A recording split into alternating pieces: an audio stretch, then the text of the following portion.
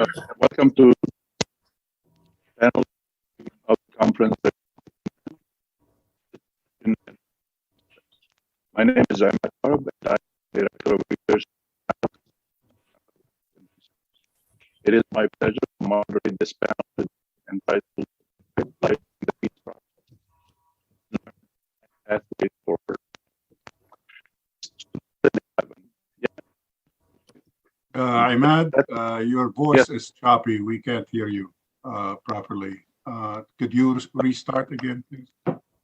Can you hear me now? Yes, go ahead. That's better. Go ahead. Hello? Yes, go ahead.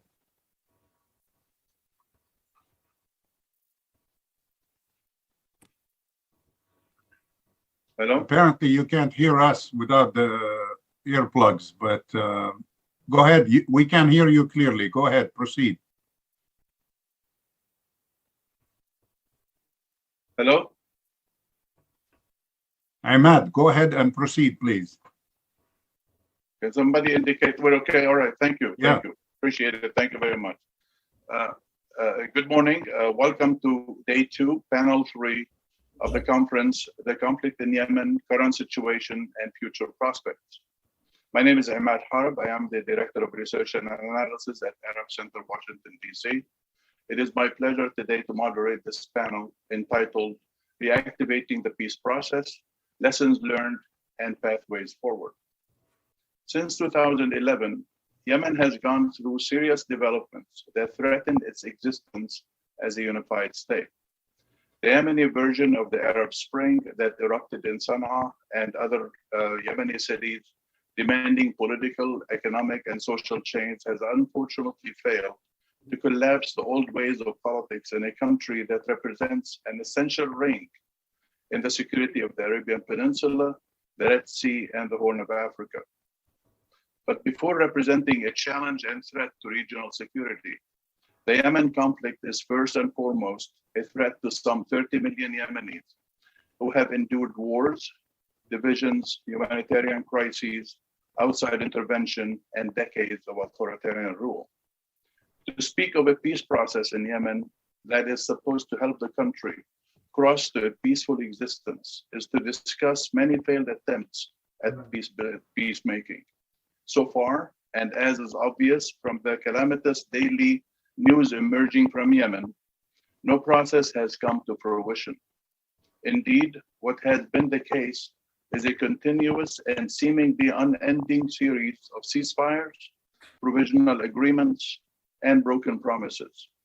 Instead, a number of Arab and United Nations sponsored deals and rounds of negotiations have only proven fruitless because they fell victim to piecemeal proposals that worked for a short period of time or simply failed because of the lack of buy-in by important and central actors. While the GCC initiative in 2011-2012 was only for the purpose of charting a course for a peaceful transition of power to a democratic polity, it nonetheless contained some items that could have helped Yemen find its civic peace. In fact, the national dialogue it set in motion was supposed to be a conduit to that peace, where all segments of Yemeni society had the opportunity to participate and propose ideas for a more inclusive political process. That national dialogue failed to arrive at the desired outcome was a failure for which many in Yemen and the international community bear the responsibility. To be sure, the collapse of that dialogue on the altar of competing proposals and visions precipitated the current conditions today's conference is trying to address.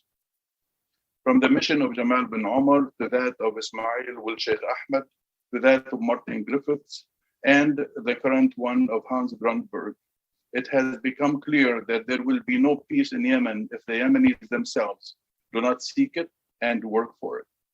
Today, the United States has its own Yemen envoy, Mr. Timothy Lenderking, who also has been on the road to find ways of arriving at that elusive peace. As Mr. Leonard King stated in his address to this conference yesterday, and as many others around Yemen, the region, and the world know, there can be no military solution to the conflict in Yemen. A process of diplomacy and diplomatic initiatives must be initiated for there to be peace in the country. All parties must compromise because they should have no illusion that military means will lead to a peaceful country. This is what we will try to address in this panel. We have a capable group of experts who will today speak to the issue of peace and the ways to arrive at it.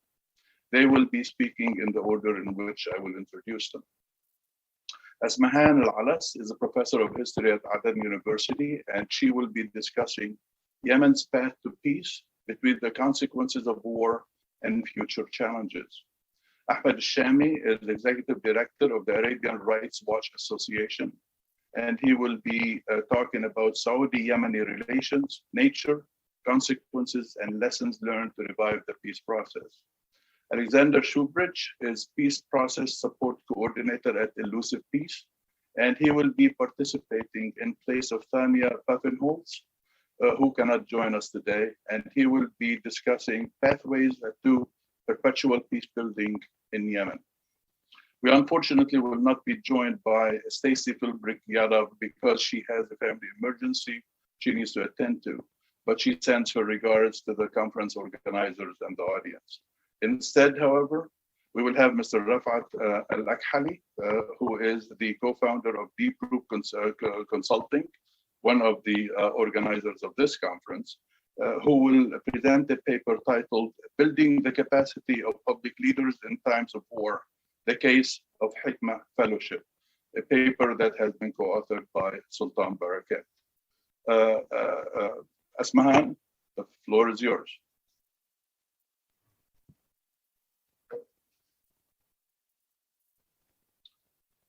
Microphone, please, microphone. شكرا لكم جميعا على هذا. Thank you all very much for organizing this conference. The title of my paper is Yemen's Path to Peace Between the Consequences of War and Future Challenges. This paper aims... Okay. لا سامعين بس No, we can hear you, but it seems like there's a problem with the sound with Ahmed. But we can hear you. Please go ahead.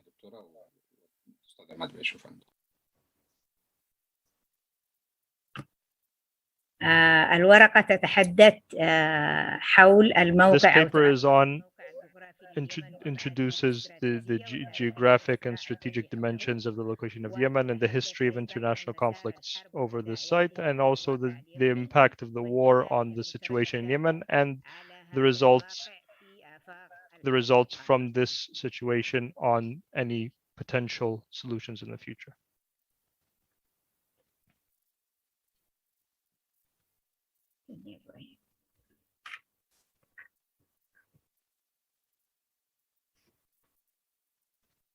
من خصائص الموقع اليمني أنها One of the characteristics of the site of Yemen is that it overlooks the Bab el-Mandeb Strait and the northern passages through the Bab el-Mandeb Strait, as well as the islands in the strait and in that area.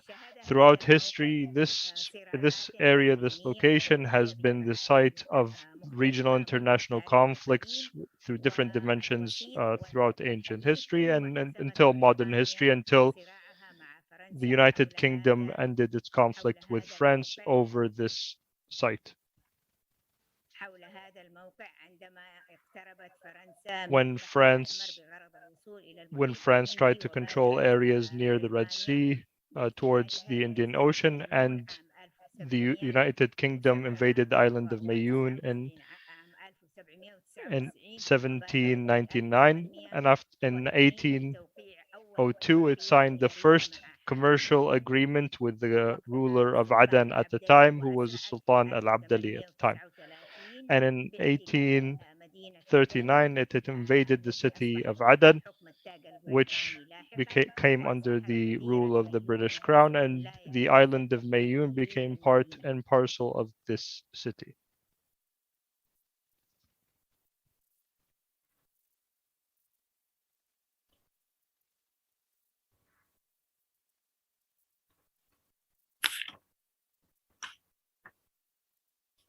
وفي فترة الحكم During البريطاني British rule of Aden, Britain administered the islands under its administration in Aden, including the island of Mayoun specifically. It administered them in ways that were different than its administration of the city of Aden, and it administered them outside of the scope of the administration of the city of Aden. In modern history, the value of Bab al-Mandab, of the Bab al-Mandab Strait and the island of Mayoun were important in a number of different events. When Aden's independence became close and Israel was afraid that Israeli trade would not be allowed through the strait, the United Kingdom announced to or proposed to the United Nations that the United Nations take control of the island of Mayoun. Socotra in the Arabian Sea added to the value of this strait and also added to the value of the island of Mayoun because the island of Socotra is linked to both Asia and Africa. In 1973, the People's Democratic Republic of Yemen closed the Bab al-Mandab Strait for the countries who were supporting the October War between Israel and the Arab states. This demonstrates the value of this area and the importance of this island, which is going to be the topic of many of the discussions that we hear about the war in Yemen. The second part of this paper focuses on the trajectory of the civil war in Yemen between 2015 to 2021. In 2014 and 2015, clashes started in Taiz, Rada, and Amran after Ansar Allah took control of Sana'a. On the 25th of March, the Houthis advanced towards Lahj, Dhala, Shabwa, and Aden, towards the areas that were still under the control of the legitimate government, which fled from Sana'a to Aden. Aden International Airport was a site of many of these clashes, as were other parts of the city of Aden, which were targeted by the Houthi war. But the history, on 22nd of July 2015, the city of Aden was liberated by the efforts of its residents, after which the government announced that it launched Operation Golden Arrow, supported by the forces of the Arab coalition, to liberate the rest of the cities in the south. The clashes, on the other hand, remained in areas far from Aden, in Taiz, and Marib, and Al-Bayda. And there were also clashes in Ib at the time, and all of these clashes and all of these battles continued and had an impact on the situation on the ground. And this impact cannot be ignored when discussing future possibilities. The first of these impacts was that there was a new map of military control which had administrative, political, ideological, and administrative impact throughout Yemen. This new map that was imposed by the conflict is expected to be a criteria for, or one of the conditions that impacts the political process in the future. It will also have a role in creating the political map of Yemen in the future. This map will play a role in the agenda of the political process in the future. The government's control of the Bab al-Mandab Strait and the Dhubab Strait, as well as the port of Mocha, as well as has increased its control of many of the southern areas. In October 2015, the government took control of Sarwah and Marib. In the middle of October 2015, the government regained control of Lahj, Abyan, Dhala, Shabwa, and Marib, and the fighting continued intermittently in Taiz, Bayda, Al-Jawf, Ib, and Hudaydah, while Sana'a, Damar, Mahwait, and Amran remained under the authority of Ansar Allah. At the end of 2015, the military took control of the islands of Zuqur and Hunaysh and took full control of the mass military base, and government forces went into Hajjah and the governorate of Sana'a through the Atwal land crossing and continued advancing towards that. On the other side, the Al-Qaeda became more active in the liberated areas in the south, in Abyan, Shabwa, and Aden. This reality and its impact, this division of Yemen led to the following impacts. First, there was clear fragmentation and divisions in the administrative map in Yemen, which hindered the ability of the government and its institutions to function properly. These areas of divisions in the north continue to be a threat to the government and its institutions in Marib. And there was a clear attempt by Ansar Allah to have a clear vision from Ansar Allah to have a division of power, considering that they are de facto authorities on the ground. After the war in 2015, Yemen has been divided into different military and political cantons with different authorities. Ansar Allah control the northern highlands.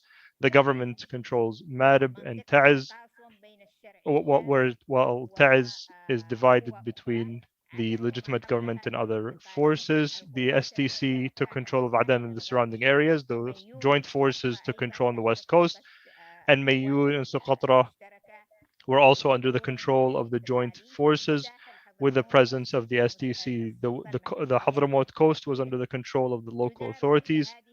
And all of these different areas are managed based on the political, ideological, and military agendas that are not national in nature. There were areas that have started to emerge recently, and this was done through a tribal government alliance supported by Saudi Arabia. The government controls parts of Ta'ez. Al-Qaeda spreads throughout areas in Al-Bayda, Shabwa, and Hadramaut, and there are also other results of these divisions, and these divisions can be summarized as follows. These divisions and their impact will hinder the international efforts to restore the Yemeni state, and this will be invested by foreign interventions to ensure weakening of the national identity. The lack of a clear military strategy by the coalition and the government immediately after their victories in the southern areas, and will hinder the regaining control of the capital and the return of the government to it. The government and the Arab coalition did not document the areas that they had damaged or destroyed during the military operations, and they did not have clear plans for protection and mapping for important cultural sites in accordance with international humanitarian law. The forces of the coalition did not ensure that there would be national military capacity to participate in these operations, to support and secure the areas that were liberated, specifically the southern areas, and the coalition did not try to strengthen the legitimate authorities and ensure that they had formal presence in Aden.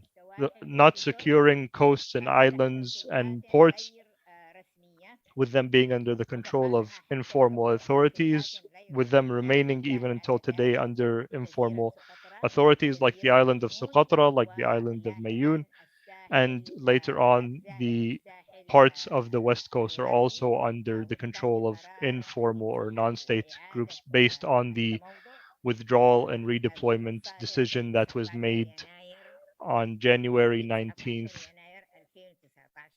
2019. Not taking control of these seaports as a part of a strategy to restore the state and to stabilize its legitimacy, and the fact that the island of Mayun fell to, or was taken under the control of Emirati forces, while Socotra was taken under the control of the STC with Emirati presence and support in general from the UAE. The withdrawal of the joint forces from the West Coast without coordinating with the formal and legitimate authorities or even with the United Nations. If you could please go to the next slide.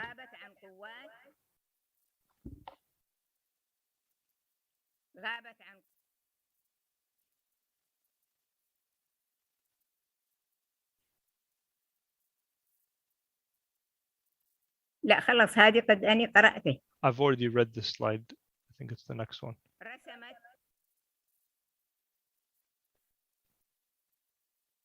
رسمت الحرب خارطة جديدة. The war has created a new map of Yemen based on the military control of the two sides of the conflict and their divisions.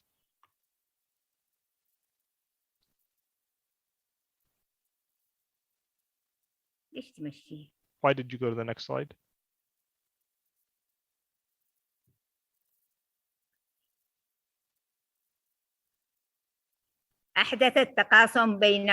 These divisions on the ground by the two sides of the conflict have led to very clear fragmentation on the map of Yemen, and they have hindered the sustainability of the state and of state institutions.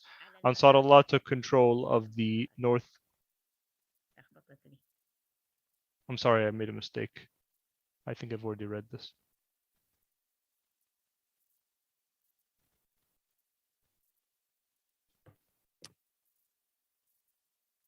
سيطر أنصار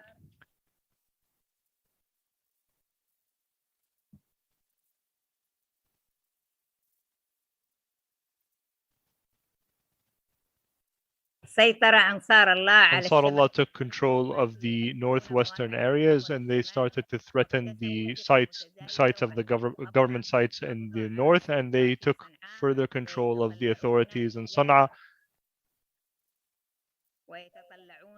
and they aim to implement or reach an agreement that imposes this reality.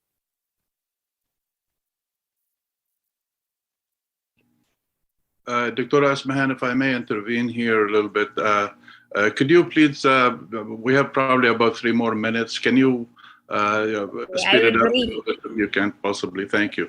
I will brief it.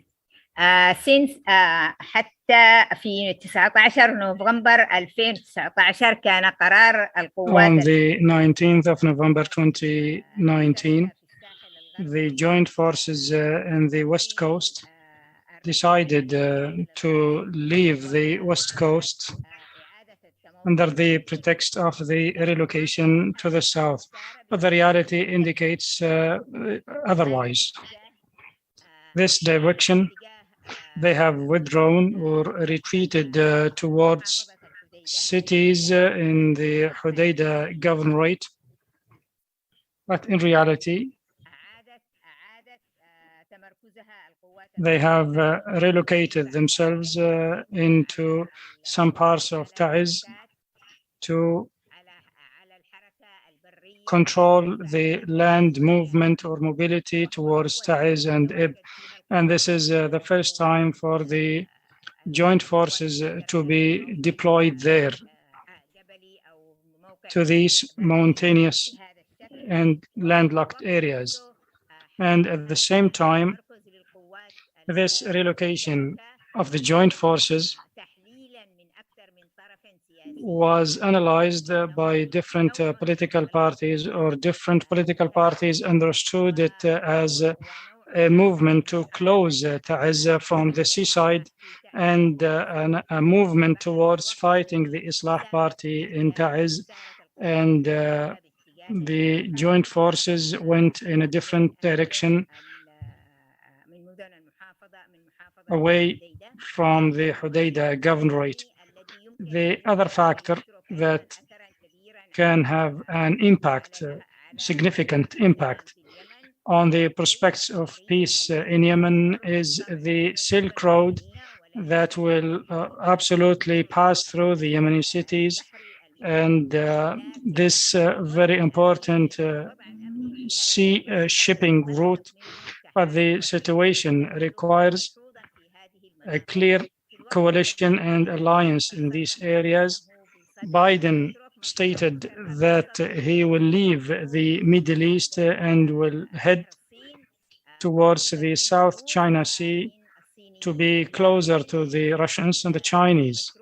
But the Chinese project, which is the Silk Road, the Road and the Belt Initiative focuses on the alliances with the US and the close friends of the United States, those who are close to the Yemeni reality and those who will support the securing of the administrative and management issues of this road. There are two concerns here. These international movements, all of them, some of them, the relocation of the joint forces from parts of the West Coast and their relocation to the governorate of Shabwa is an evidence that this is not relocation, it is redeployment. And at the same time, they have allowed Ansar Allah forces to be present near the Red Sea. Thank you for your interest and attention, and I'm very happy to receive any questions. Thank you. شكرا دكتور أسمهان. أحمد شمسي ربع ساعة عموما. أحمد الشامي. السلام عليكم ورحمة الله وبركاته. حياكم الله. Ahmed Shami. I'd like to thank the Arab Center, Washington, D.C., and the conflict and the Center for Conflict and Humanitarian Studies and Deep-Root for this conference. And we hope that the conference can produce knowledge and insights. In my paper, I'll be discussing the nature of the relationships or the way Saudi Arabia is dealing with Yemen currently throughout history.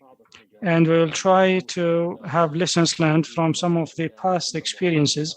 If these things are understood, probably they can draw a roadmap for peace and can remove some of the concerns and the issues. We start with the statement that since the creation of Saudi Arabia, by nature, it is an expansionist state, and it has borders with different countries in the Gulf region, in addition to the north and south of the Arabian Peninsula. Saudi Arabia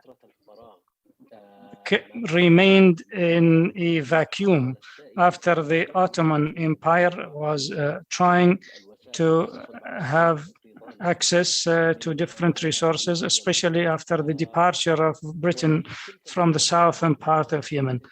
At that time, and before that, there were some understandings concerning that vacuum in As-Sulaymani Mukhlaf after the departure of Al-Idrisi and the race between King Abdulaziz and Imam Yahya to control and to grab lands that were controlled by others, including Asir, Najran, and Jizan. So they have produced a sound agreement when the features of this agreement are still in implementation until today. The Saudi position throughout times and history concerning Yemen is clear. Yemen is the strategic depth of Saudi Arabia in terms of security, economy, and geopolitics. And it is not a secret that the population of Yemen is more than the population of Yemen is more than all the population of all GCC countries, and therefore Yemen is always viewed as a threat, and that this population block is a source of concern. But the way Saudi Arabia dealt with these concerns was always Saudi Arabia always wanted to have unofficial relations. Saudi Arabia avoided the official or the formal relations with Yemen. It was in the interest of Saudi Arabia in the past to deal with personalities, figures, tribes of different sorts in the country. And this was highlighted after the end of the war between the monarchists and the republicans in Yemen in the 60s. After that, Saudi Arabia created the so-called the Special Committee, and the Special Committee represented a ministry for the affairs of Yemen. And the Special Committee was attending the Council of Ministers meetings in Saudi Arabia. And the Yemeni file had a special nature for Saudi Arabia, and Saudi Arabia dealt with Yemen uniquely. Saudi Arabia tried in the past to create a kind of a balance in Yemen. And this balance or these balances would enable Saudi Arabia to be the controller and the administrator of Yemen, its affairs, and the different interactions inside Yemen. And therefore, Saudi Arabia all the time was concerned of any decisions inside Yemen that might revoke the agreements between Yemen and Saudi Arabia, or that might revive the discussion about the borders between Yemen and Saudi Arabia. Saudi Arabia had an expansionist approach towards the southern part of Yemen as well, and it annexed Sharura and Al-Wadi'a, which are parts of Yemen. These are territories of the southern Yemen. Anyway, after that, Saudi Arabia started to strengthen its relations with the tribal sides and the security and military people, more than developing its former relations with the Yemeni government as a government. And this practice continued until we have the reunification of Yemen in 1990. And at that time, maybe Yemen started to have some strong positions that annoyed Saudi Arabia and that were concerning to Saudi Arabia, including, for example, the position of Yemen concerning the Gulf War and the invasion of Iraq to Kuwait, and what happened during the civil war in Yemen in 1994, and the Saudi position, which was always trying to control what is happening in the country, not through the formal relations with the government, but through the informal relations with individuals in Yemen. Saudi Arabia continued this approach after the war of 94, and these individuals or figures changed the relationships between Saudi Arabia and Yemen. And we have reached in 98 the agreement on the borders between Saudi Arabia and Yemen. But this Saudi policy changed actually during the era or reign of King Abdullah. King Abdullah in 2005 ascended to the throne, but before that he was the crown prince and he was dealing with the Yemeni file, and he had a different view about the Yemeni file. King Abdullah was seeing that Yemen should be a stable state, secure state, in order for Saudi Arabia to be secure and to avoid having Saudi Arabia all the time tired with the Yemeni file or engaged in the Yemeni file directly through different figures and through the government and through the tribal sheikhs. So he wanted, King Abdullah then started discussing the accession of Yemen to the GCC Council, and the purpose of that was to keep Yemen under a certain level of control or discipline in order to have Yemen having the necessary qualifications in order to join the GCC Council. And on the other hand, former President Ali Abdullah Saleh was controlling the direct relations with Saudi Arabia, and the special committee was no more effective as it used to be. After the Arab Spring events, Saudi Arabia was out of reach sometimes. Saudi Arabia did not grasp or understand these quick developments, and therefore Saudi Arabia changed its approach and then had the initiative and started to administer the Yemeni file. It took the Yemeni file from the hands of Qatar and proposed the GCC initiative, and it re-established its communications with individuals and people inside Yemen. And because of that, the former modus operandi was reinstated. The way Saudi Arabia dealt with Yemen in the 80s and the 90s was reinstated after the Arab Spring because of the GCC initiative. And from here, During the NDC and with the emergence of the idea of federalism in Yemen, Saudi Arabia thought that these regions or the federalism approach might be aligned with its purposes and aims. Why? Because Saudi Arabia can contain some of the forces within certain geographic regions and can deal with the different regions directly, not with the central government in Yemen. And it was the starting point, absolutely, to divide and fragment Yemen, as the case was in Iraq. Although the federal proposal had some noble objectives, but these concerns maybe were one of the sparks of the Yemeni war. Saudi Arabia at that time, although it supported the peace and accord agreement, and after Ansarullah controlled Sana'a in September 2014, Saudi Arabia saw that it was in a very narrow position and window, and Saudi Arabia wanted to have other leverages and tools to deal with Yemen, because its authority and dominance started to wane, and its presence and influence plummeted. So Saudi Arabia wanted to regain control, and as the United States and Iran reached an agreement concerning the nuclear file, and Saudi Arabia wanted to have more influence in Yemen, because at that time Saudi Arabia lost its influence in the entire region. We need to examine the situation of Saudi Arabia, or the position of Saudi Arabia before and after. Saudi Arabia lost its influence in Syria, Lebanon, Iraq, and even in the GCC region. And then Yemen is controlled by Ansarullah, which is and controlled the land borders between Yemen and Saudi Arabia. And Saudi Arabia wanted then to have a hand in the decision-making process inside Yemen.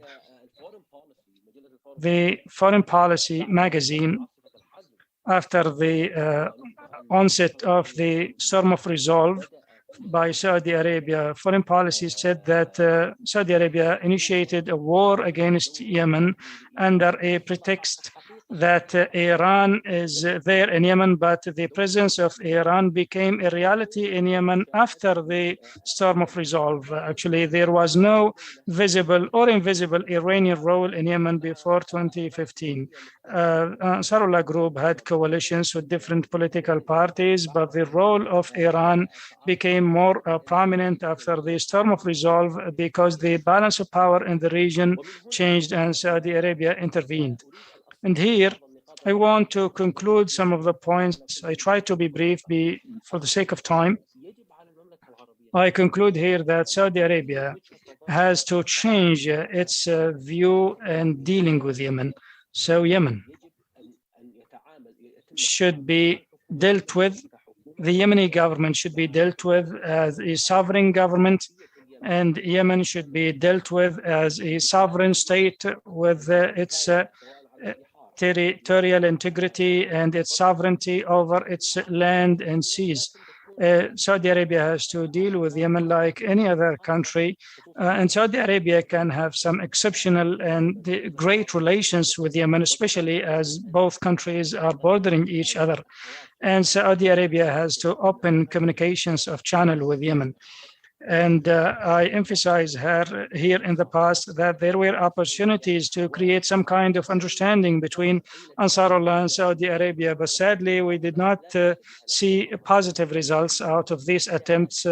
We need to revive these attempts, and there should be an agreement or an understanding between Ansarullah as a de facto authority and government and Saudi Arabia in order to resolve and to dissipate all the concerns of Saudi Arabia, and then directly we can move into a Yemeni dialogue where Yemeni parties address their issues, and then Yemen then should be dealt with through the Ministry of Foreign Affairs of Saudi Arabia, not individuals or military or intelligence officers. even the allies of Saudi Arabia now are in a weird position because there are forces that are aligned with the United Arab Emirates, and they are with Saudi Arabia as a form of tactics. And there are forces that are allied with Qatar and Turkey, but Saudi Arabia wants the whole party.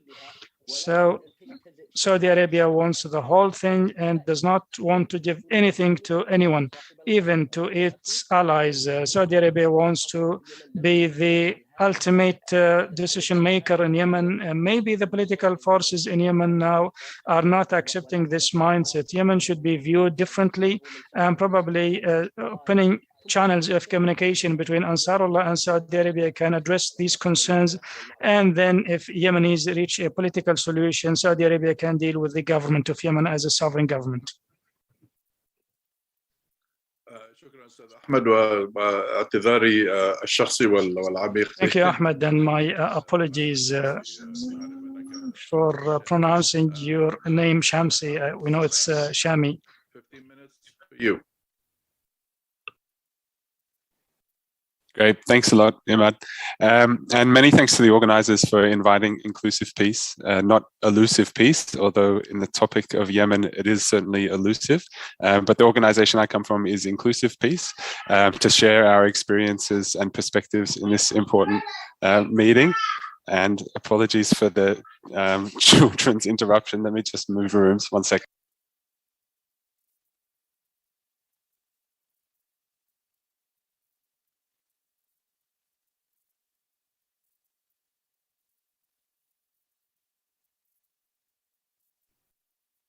My sincere apologies for that. That's life in COVID times and working from home and so on. Yeah, but Inclusive Peace is a think and do tank, which combines comparative research on peace and political transition processes with tailored support to stakeholders involved in peacemaking and peace-building efforts. A number of speakers already today and yesterday, of course, have reflected on the heightened conflict dynamics in Yemen and the continuing frustrations related to peacemaking efforts. In this context, it's fairly obvious that there's a fundamental need, but also an opportunity to rethink peacemaking and peace-building efforts in Yemen. As Rafat said yesterday, and Ahmed, as you also said yourself at the beginning of this session, there have been many failed attempts at peacemaking, and other initiatives such as the National Dialogue Conference have failed to be able to deliver on their early promise and on their potential. So over the next 10 minutes or so, I'll try to reflect a little bit and take stock of the current peacemaking efforts in Yemen. I'll also then explain why we as the peacemaking and the international peace-building community need to go beyond the current framing that we're applying to contexts like Yemen, including concepts like tracks and even negotiation processes, and conclude by proposing why understanding and applying the idea of perpetual peace-building could provide an alternative approach, whilst recognizing, the incredible complexity and challenges that we're seeing in a context like Yemen. So the idea of perpetual peace building recognizes that peace building and peace processes cannot be separated from the arc of a society's development. They're not moments in time, they're not snapshots, it's more of a continuum. In this way, peace processes are better understood as a series of negotiations and renegotiations of the social and political contract in a society. Linear negotiation processes and the typical sequencing of negotiations to agreement to implementation simply do not match the reality. And I think Yemen is a classic example of that, where the peace process in some ways is frozen in time back from when the mandate was provided. And of course, as colleagues, speakers earlier in this session also alluded to, the fundamental map of Yemen has changed irreconcilably, over those 7 years. So this also implies a radical shift in the roles that mediators and peace builders have, emphasizing more roles as critical friends, demonstrating the limitations of concepts like tracks, peace agreements, and even peace processes. So moving now on to what that means and what the current peacemaking efforts in Yemen have looked like. And of course, we've heard from colleagues from the Office of the Special Envoy and others that are closer and deeply involved in that process. The efforts made by the UN and other members of the international community to promote peace in Yemen following the escalation of the conflict in 2015 have struggled and stalled.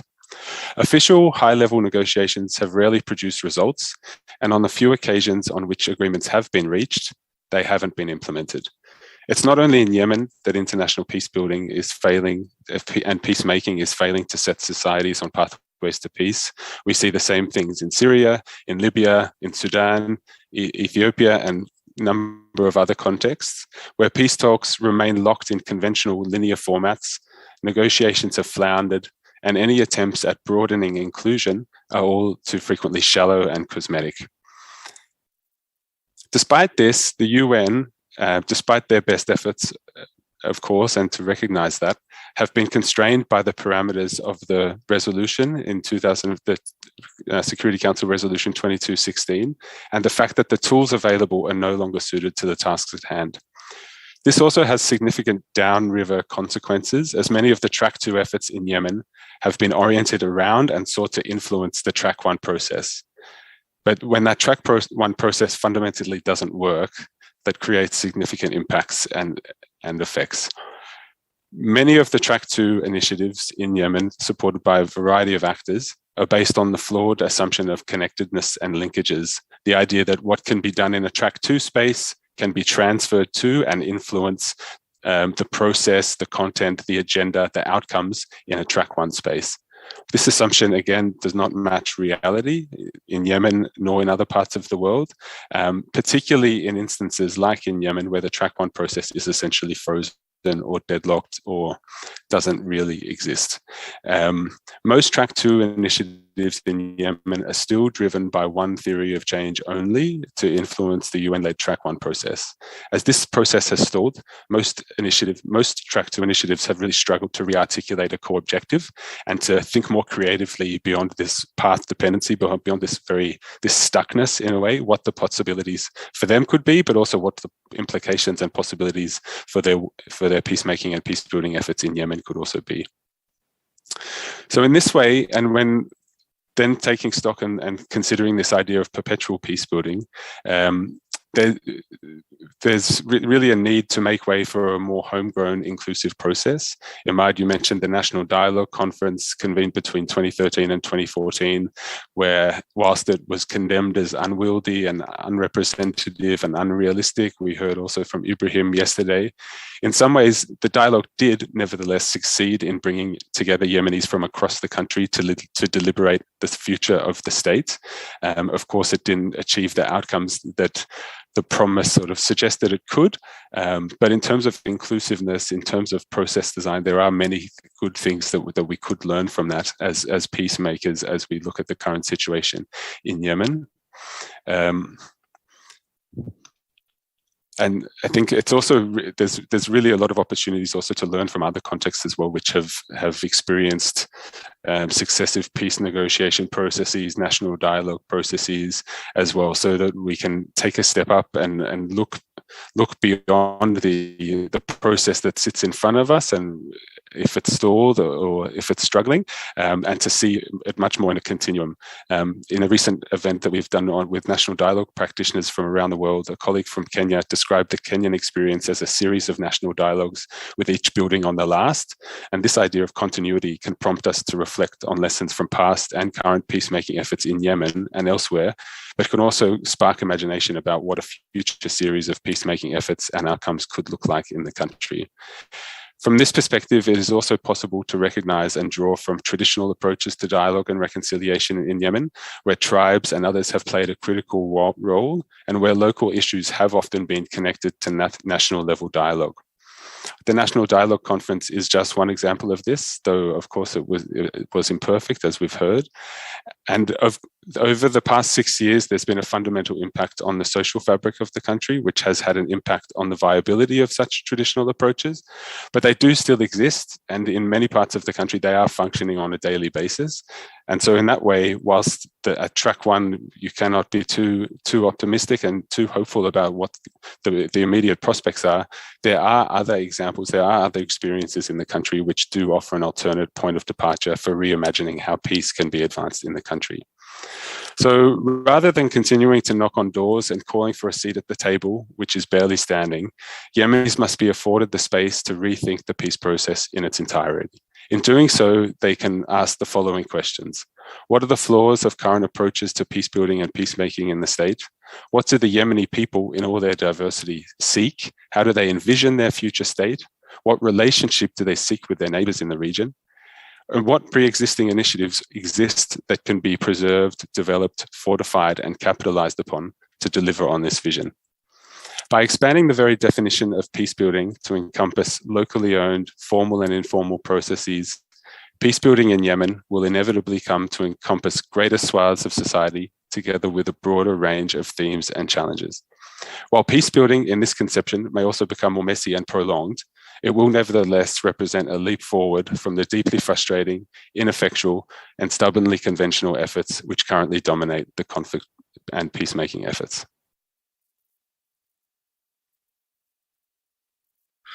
Thank you, Alex, for your presentation. Now, Rafat Al-Akhali, please.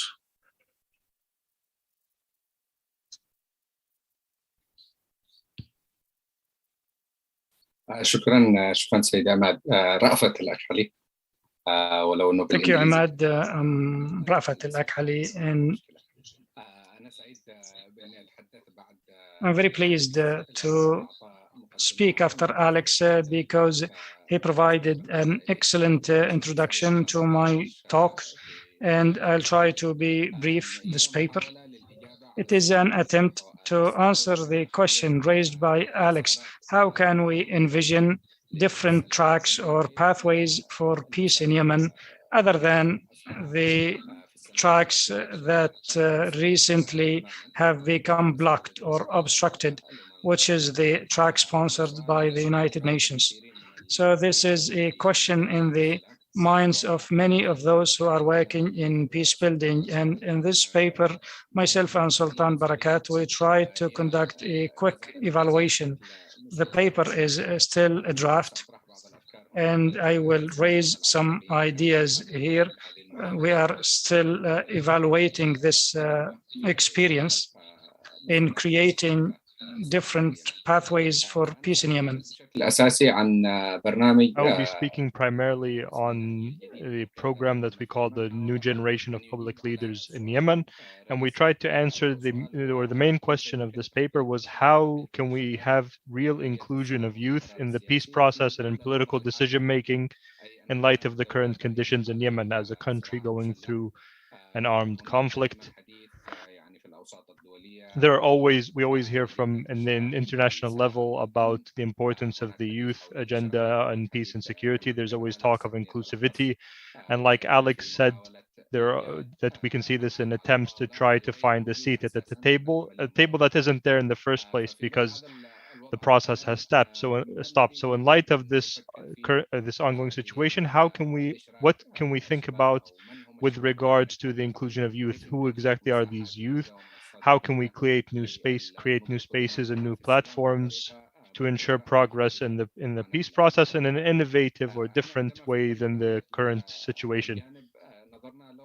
When we thought about this, we looked at it at three different levels or from three different perspectives. The overall objective was to support broader inclusion and participation of youth in public leadership and in political decision making. But we looked at this from three different levels, and at each level, we found that there was a gap, and we tried to work on bridging this gap and to work on interventions that will do that. The first level was the local level, and by the local level, we mean the sub-national level and the different governors throughout Yemen. And at this level, we found that there were efforts and there were activities that were not seen, especially by international actors or by academics who are studying peace in Yemen. And we found this in local mediation efforts. We found that this scene was very active, that there were local mediators who were very qualified and very effective in the work that they did, and these local mediators were doing things that many formal and international mediation efforts had failed to do, but that they were working on very specific issues and in very specific areas and not at the national level. So, for example, these local mediators worked on the exchange of prisoners, detainees, and bodies, and this is one of the most active fields for local mediators that they have been very successful in. Every week, every month, every year, there are hundreds of these exchanges between the various parties to the conflict through these local mediators. So at this level, at the local level, we try to think about how can we support the participation of youth and their inclusion in these local mediation efforts, which are usually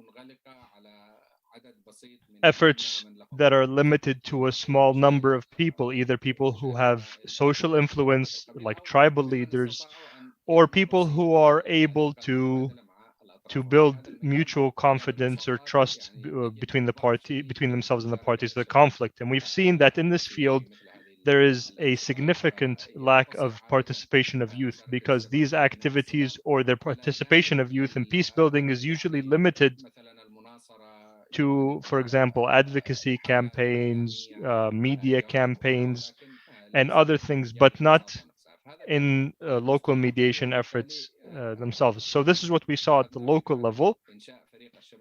And we had the idea to form the youth mediation support team that I will speak about very quickly later. At the national level, we found a different gap. We found that the political elites in Yemen over at least the past 3 decades have been very centralized, meaning that even the various political parties and the different political ideologies, all of the different political leaders were in one way or another have known each other for decades and have been part of this in the same circles. And especially after the 1990s, they were concentrated mainly in Sana'a, and there were relationships between these various political elites. They knew each other. They had khat, choose together, for anyone who knows Yemen.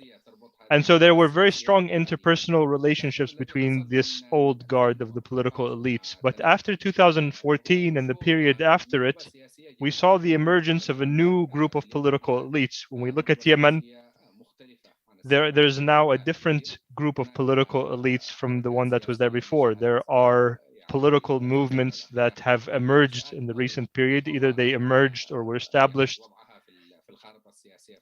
or they have become more influential in the political map. So for example, this includes the STC, one of the new actors on the scene, as well as the Hadramaut Inclusive Conference, the Ansarullah movement itself, which is a new actor in the political arena in Yemen and has become one of the primary actors, as well as many other political movements or political actors, if we can call them that.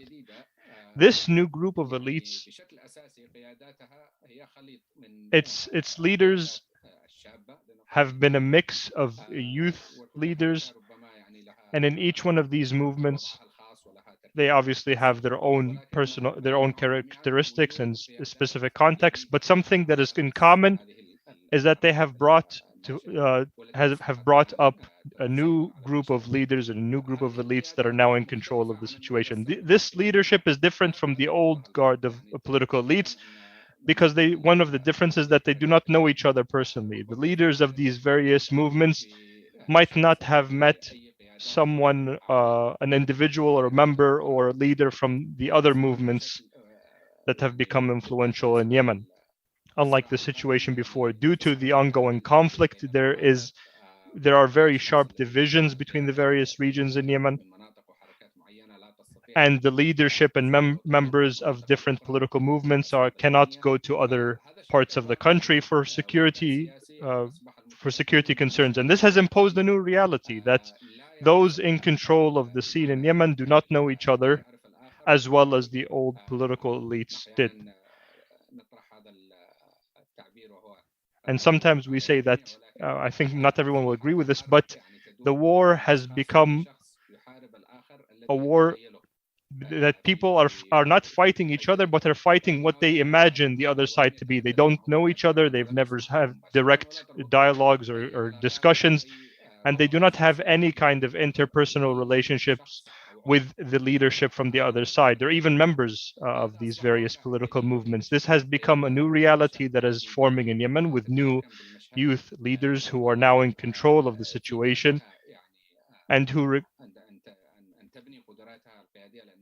require capacity building for leadership, because they are new to being public leaders, but they also require or need the creation of networks with the members and leadership of other political movements. So this was at the national level. And based on this, we launched the Hikmah Fellowship for Public Leaders to try to bridge this gap. With regards to the regional level, we found that there was a disconnect between public leaders and youth leaders in Yemen and their peers from the various countries in the Gulf.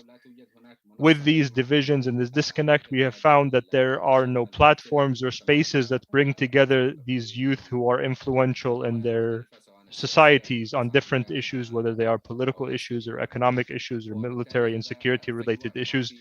And so this was another gap that we saw, especially in the situation in Yemen, which has become more and more linked to the situation in the region. And so this was why we worked on creating the Forum of Youth Leaders in Yemen and the Gulf. And these are the three interventions that we designed and worked on to try to produce a different kind or a different approach to peace through these interventions. And this is an experience that is still in its beginning stage.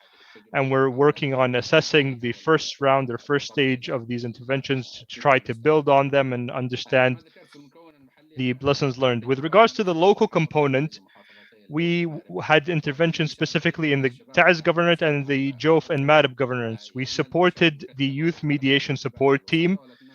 This team did not get training in mediation, but they worked to support the local mediators that I mentioned earlier, who are actually working on the ground to mediate and hold direct negotiations with the political and military decision makers on the sides of the conflict. This program, the Youth Mediation Support Team, helped the youth to be a part of this mediation efforts and to support the local mediators, whether in documenting their efforts and providing analysis and in trying to reach different solutions, whether through databases, for example, of the prisoners and detainees who were exchanged, databases for missing persons, things that the local mediators had been lacking and were trying to find support in. They also helped them arrange meetings and communication with civil society organizations, for example, as well as with international organizations. These were all things that the youth brought to the table and helped support the mediators, and they were able to be a part of these mediation efforts. They were part of the meetings with the parties, and they worked, for example, on the prisoner and detainees exchanges. I wanted to share some of the pictures of these efforts for a number of prisoners who were exchanged, as well as some of the bodies that were recovered and exchanged. These individuals, for example, who were working on recovering and exchanging bodies, did not have even the bare minimum of personal protective equipment or the supplies that they would need to recover the bodies and to transport them. And the youth were able to mobilize funding and provide them with the support that they needed. Also in the prisoner exchanges, this is one of the exchange initiatives that the youth supported the mediators, leading to the release of more than 200 individuals in the Taiz Governorate, 200 detainees and prisoners.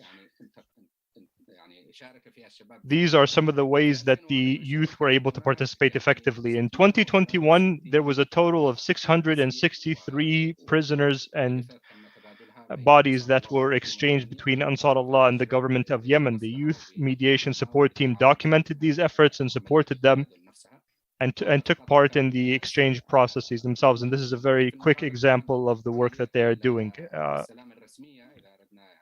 If we compare these with the formal peace efforts and initiatives in 2021, there was just a single meeting that was held in February of 2021 between the government of Yemen and Ansar Allah. It continued for around 3 weeks and did not result or did not lead to any agreement for the exchange of prisoners. So this is a comparison of the work on the ground in the local mediation and the work and efforts in the formal peace process. And this is why there is a need to look for new tracks. With regards to the national component, the Hikmah Fellowship brought together 15 first level or first tier leaders in the various political parties. And we started with capacity building in leadership from a number of experts and important international institutions in very specific issues, whether in negotiating, in adaptive leadership, and in public policy analysis, as well as in transition management. These were all very important skills and abilities that these youth leaders needed to have in the work that they do and in their role as public leaders. There were also a number of talks that they heard from Lakhdar Brahimi, the former president Juan Santos, Prince Hassan bin Talal, a number of individuals who helped share their experiences and held discussions with the members of the Hikmah Fellowship. This program also launched the Hikmah Opinion Survey platform, which attempted to get in touch directly with the popular support bases. I don't want to take too long, so I'll end the presentation here. We can talk more during the question and answer session on the lessons learned. Thank you. Thank you very much, Rafat, and I apologize for interrupting you, but we have a lot of questions. I have many questions. I will try to ask as many of them as possible.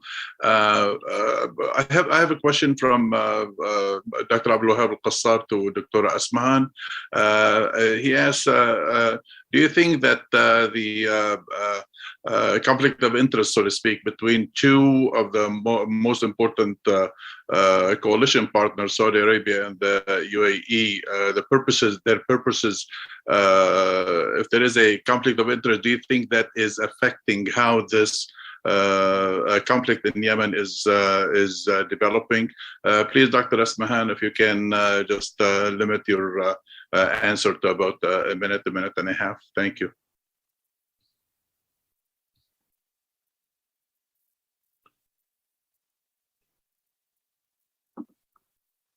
Dr. Asmahan, mute. You're still muted. شكرا. Thank you for the question. I presented the interests, the regional interests with regards to the situation in Yemen, or specifically the war in Yemen. And I did not discuss or did not address the different interests or objectives of between Riyadh and Abu Dhabi. The dispute or the disagreements here are more regional in nature, are more international in nature, and they are being implemented by specific actors or proxy agents in Yemen. But the ongoing conflict between them as two states is a completely separate topic and has nothing to do with my paper. But with regards to the disputes or disagreements that they have in the context of Yemen, they have converging opinions, and I mentioned specifically the issue of the Silk Road initiative, that despite the fact that Biden said that the issue that these axes have ended, but the coming period will witness the establishment of new axes in the region, with Kuwait, with Saudi Arabia, with Abu Dhabi, with all of these major actors in the region converging in their opinions in this regard. And so in general, there is a convergence of these international points of view or interests. Thank you, Dr. Asmahan, for your brevity. This question is for Mr. Ahmed Alshami. How do you evaluate the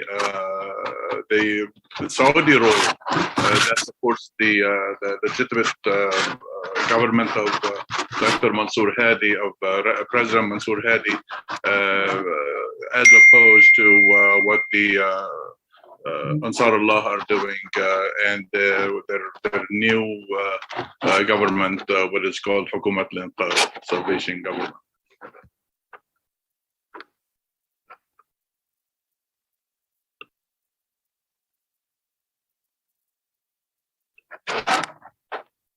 Dr. Ahmed?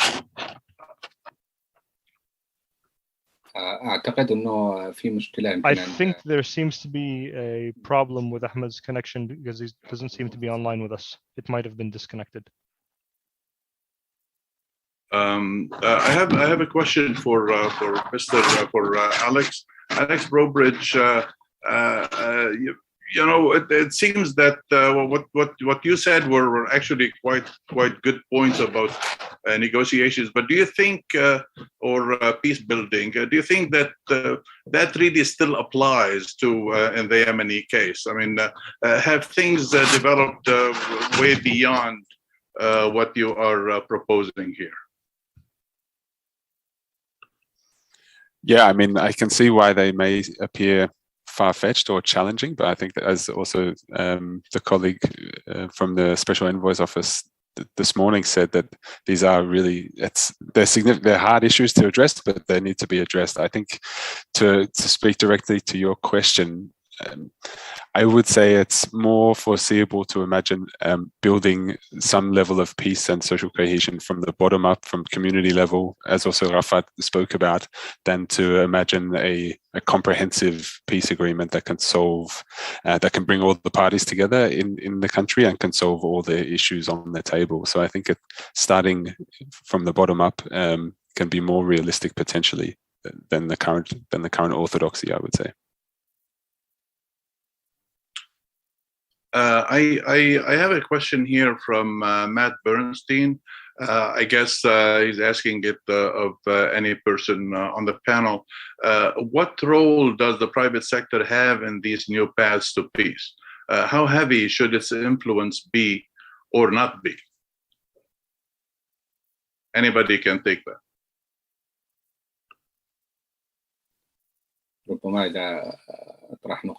If I could present a quick point, and then maybe we'll hear from the other speakers. But up until now, the private sector in Yemen has played an important and large role in supporting stability in the country. But this role, obviously, is based both on the humanitarian and economic perspectives or aspects.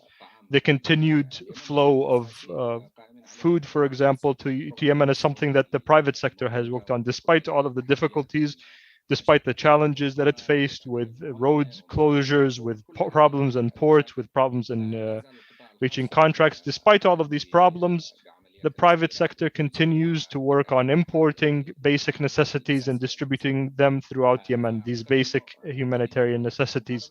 So this is the approach. But another approach is, could there be a direct role for the private sector in peace building or in the peace process in general? As of now, this has not been possible because the peace process has not included an economic track, despite the fact that the economic track, as we have heard from some of the presentations before, is one of the most important tracks, especially when it comes to the currency, the banking sector, and the various aspects of the economy. This track was not worked on, and it continues to be so. But we have heard from Ain Shuraim and the new UN Special Envoy that this track will be included. If this track is included in the peace process, it will allow the private sector to play a larger role in the peace process and for them to have more of an effective and influential role in it. Thank you. Yeah, I'm going to ask this question of Alex. This question is from Sawsar Rifai. When the negotiation table is not there, why do we invest resources to add chairs into an empty room? How can grassroots groups be mobilized to pressure conflict actors at their own level and using local contextual tools for pressure to at least alleviate conflict impact locally? Yeah, I think that's a great question. It's the same sorts of questions we've asked ourselves and our counterparts when we're undertaking research and action research and so on in different parts of Yemen, because you do see that the majority of Track 2 initiatives and coalitions, civil society coalitions that orient themselves around peacemaking efforts in Yemen are geared towards influencing the Office of the Special Envoy and trying to convince that office to bring certain things to the agenda or to bring certain actors to the table to make it more inclusive and so on. And there actually has been much less attention. Also, if you look at comparative peace processes in Yemen, there's been much less attention on civil society actually trying to influence the conflict parties, which the questioner speaks to. So I think those types of efforts are actually sorely needed, but it does require those civil society actors to move out of the types of path dependency and types of relationships that they have both with different parts of the UN, but also different parts of the international community and amongst themselves as well.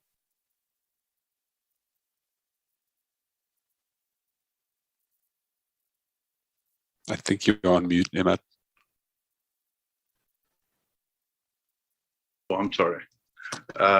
This question is, I'm going to direct it to Dr. Asmahan. It is هي من انطلاق المتوكل. أتفق والكثير في اليمن في أهمية الإبداع والابتكار. I and many other people in Yemen agree on the importance of having innovative ways for the peace process and not using the traditional approaches of the United Nations. That we can use local actors and local media approaches to deal with or to help in peace building. But how can this be done? How can these traditional and Yemeni specific approaches be used when this is more of a regional international conflict at this point? Dr. Asmahan? Thank you, Intalaq, for the question. The war truly has become, has taken on more of a regional dimension, as I tried to address or show in my presentation. Even the national forces or political groups are working in accordance with foreign agendas, and even the way that the map in Yemen is divided seems to be based on these divisions, with divisions between the different regional actors based on their specific agendas and ideologies. With the absence of a state, with the absence of a clear national vision of the government to include the achievements of 2015 and ensuring that these victories and regaining these areas are stabilized, then we will lose everything that we have been able to achieve. And I've presented this in paper that everything that we were able to achieve in 2015, we will continue to lose. And in 2021, or 2022, we're continuing to give concessions to groups that do not or are not related to the national identity of Yemen. Thank you for the question.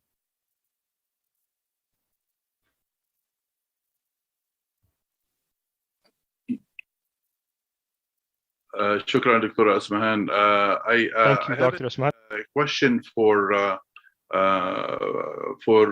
Rafat from انطلاق also. زمالة حكمة برنامج ذو أبعاد The عملية. Hikmah Fellowship has important and practical dimensions. As a youth, Rafat, what is the possibility of trying to consult youth about the future of Yemen, because it is their future and the future of coming Yemeni generations? How included can it be? Thank you, Dr. Intalaq. I think this is a difficult question, does not have an easy answer. But I believe that the approach that we tried to work on or work through, it would be difficult to imagine. It's not impossible, but it's difficult to imagine a completely new reality or a solution that would come from outside of the major political actors. And so despite all of the shortcomings and all of the criticisms and the weaknesses that we can criticize the political parties in Yemen, but they remain the main actors to any future solution or settlement in Yemen. And so I think that the solution at the end of the day needs to bring together both benefiting from the various youth leaders in these political movements, those who can still reach a convergence of views and are not as burdened by the past as the older political elites, but in addition to working with a broader segment of Yemeni society. And many people, we've heard many times that the political parties in Yemen do not represent the majority of the Yemeni people, and that they might have their popular support bases, but that there are many Yemenis who are not affiliated with any political parties. But at the end of the day, these people are not as organized and they're not obviously armed, and so they do not have a seat at the table negotiating a solution. And so having a mix of the two, of working both with the youth leaders in these political movements, while at the same time giving an opportunity in creating the space and a platform for influential actors within the youth in Yemen, so that they can try to create or mobilize a movement among the grassroots to ensure that their voices are conveyed in a solution. So there needs to be a balance between the two. شكرا أستاذ رأفت. Thank you, Rafat. Thank you very much. I have many other questions. I'm sorry, there's no time to ask them, but we appreciate all your contributions, all the questions you sent in. We appreciate the panelists' contributions today and their lectures. Very good and wide array of ideas and things to think about regarding peace in Yemen. I thank you to the audience for staying with us and for sending your questions. We hope that we can see you in other activities. We now have a 10-minute break, after which we have panel 4 that is moderated by Dr. Sultan Barakat, and it is on the future of Yemen, recovery, reconstruction, and development. Have a great day. Thank you very much.